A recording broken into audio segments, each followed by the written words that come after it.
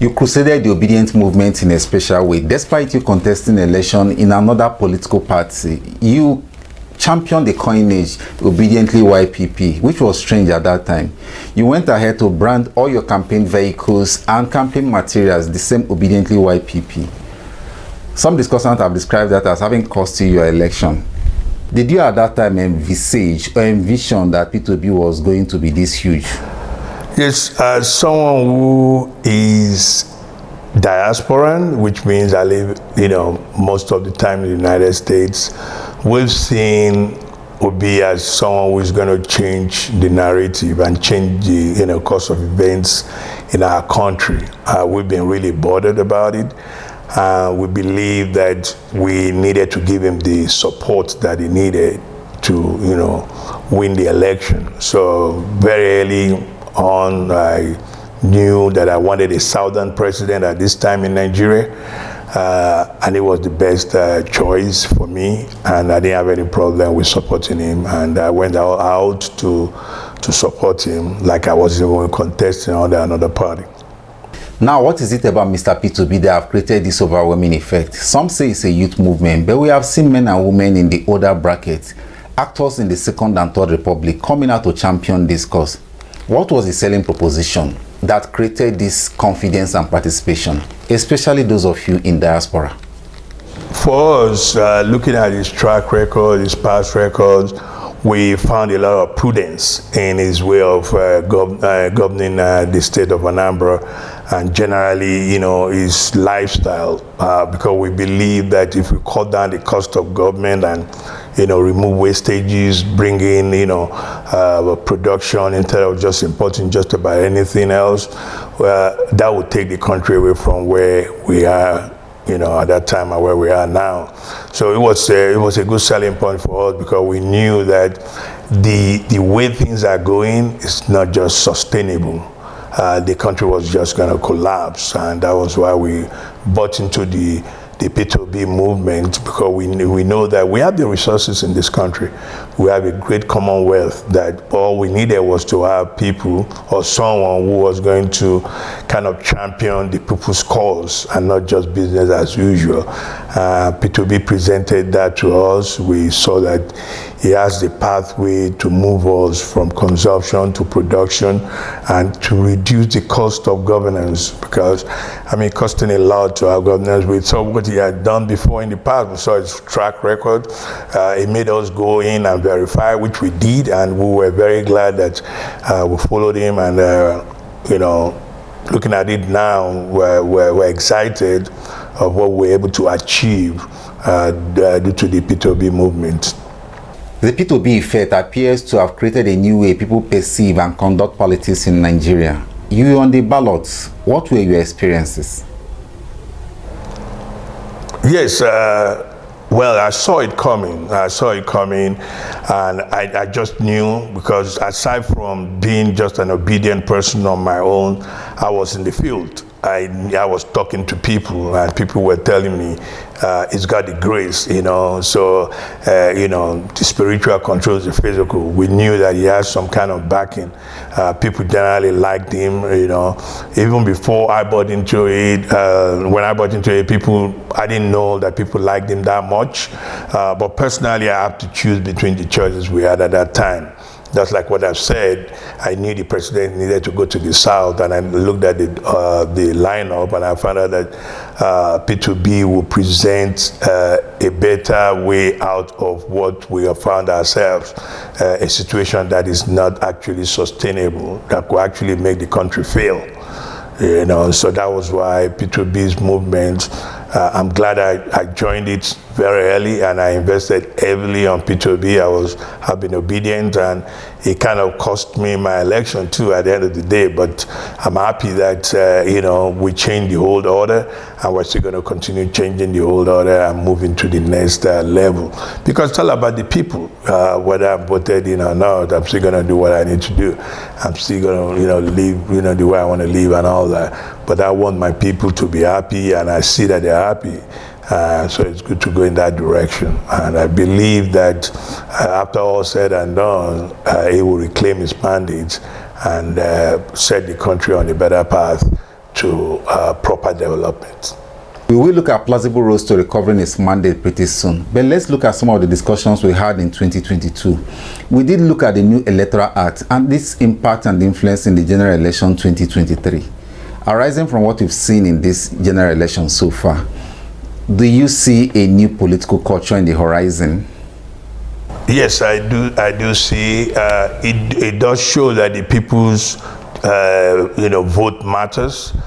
In my own polling unit, we voted, we all stayed back, we all counted it, we all found out what it was, we all uploaded it on our various situation room. INEC can decide on what they want to do. I mean, they didn't perfect that side of the electoral act, electoral process, and that's why we have a problem that we do have today. If they had gone out to do exactly what they said they were going to do from the polling unit, it was a polling unit election. From the polling unit send it out, we won't have this problem. We don't need a ward coalition, we don't need a local government coalition, we don't need a state coalition. By the time you start going from one place to another, things start happening, things start changing. But from the polling unit, you have the same people who voted, counted it, have it, sent out to the server. That is where INEC failed us, and it's very devastating as it is right now. And that's why nobody sure of the election. Even in my own election, I know that my situation room is telling me something absolutely different from what INEC said. But I'm still glad that the election went the way it went because we have the Labour Party representing our National Federal constituency. Pardon me for emphasis on this. We are beginning to see the impact of the Obi effect on the minds of electorates.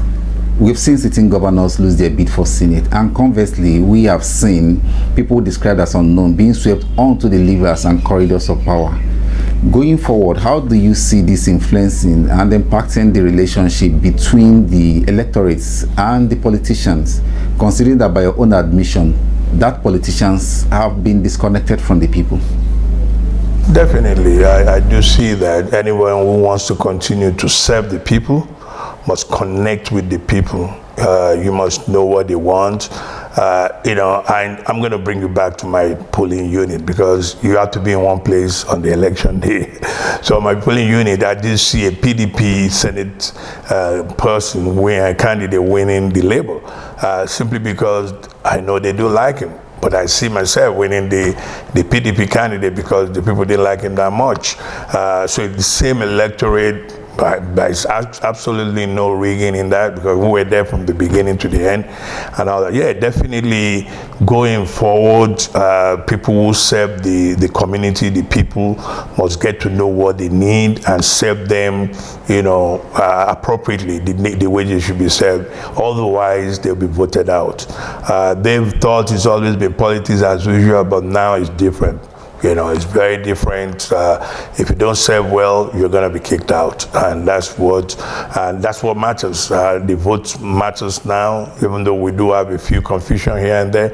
But for the most part, the vote matters. If INEC can stick to the issue of the aspect of uploading the results from the polling unit level, I'm sure almost all our problem will be solved. For those of you abroad, diaspora voting has been a subject of discussion. What does that mean to you as a politician? I think it's something that is very doable. It can be computerized. Diasporans, they are kind of registered, they are numbered for the most part. So we get they get passports from there and all that. I think it's a good idea. I think they should be able to do it. They can even have mail-in ballots like they do in the United States. People vote from Iraq, and they send it out and they mail it in. It's one person, one vote. So if it's Dr. Ike, and I live in New York, they know me in New York already. I'm already registered with the state of New York, Nigerians in New York. The embassy know almost everybody who lives there because you register at one time or the other. So it's easy to have a ballot, you mail it out, you can mail it to the embassy, and they can, count their votes there, and they can do it electronic. So it's something that can be done. The other people are already doing it, and the numbers are large. In the state of Indiana, where I stay, we're well over 30,000. And 30,000 can actually win an election in my constituency. So that's just one state. So we have millions and millions of Nigeria, and many more millions of Nigeria going out of Nigeria every day into the diaspora. So definitely INEC should look into diaspora voting, because we're still one. The people in diaspora are actually more bothered about what is going on in Nigeria, because they're the ones sustaining the economy, for the most part, which and that's why one of my campaign, discourse was bringing in foreign direct investments from private pockets in diaspora to come in and invest on simple things in an enabling environment, encouraging environment, because I was going to go out and have meetings with them, things that have not existed before now, simply because the people don't want to be accountable to their the people from their communities in diaspora, and they've not been able to meet with them. The diaspora, they have the money to invest. All they need is to be given the enabling and conducive environment, and just mere talking to them, telling them this is something that you guys can do and things that you guys should do. So they bring in the diaspora dollars to our communities, to our local governments, and government can't do everything. Government is not even doing enough of what they should do. Therefore, the diaspora foreign direct investment can fill the gap and kind of raise our community from where we are. Provide us with water, medical facilities. I have a lot of friends that are medical doctors that are willing to invest millions of US dollars, free medical facilities. All they want is somebody who tells them, it's okay, you can come. I'll provide you with security, which almost costs nothing, and they will come in and they will provide us with medicine, they'll provide us with, manpower, and do many things to help our people solve medical problems. And aside from that, do their own personal investments too. Immeasurable thanks to you, Dr. Ife, for giving us your time. Anytime, you're welcome. Thank you.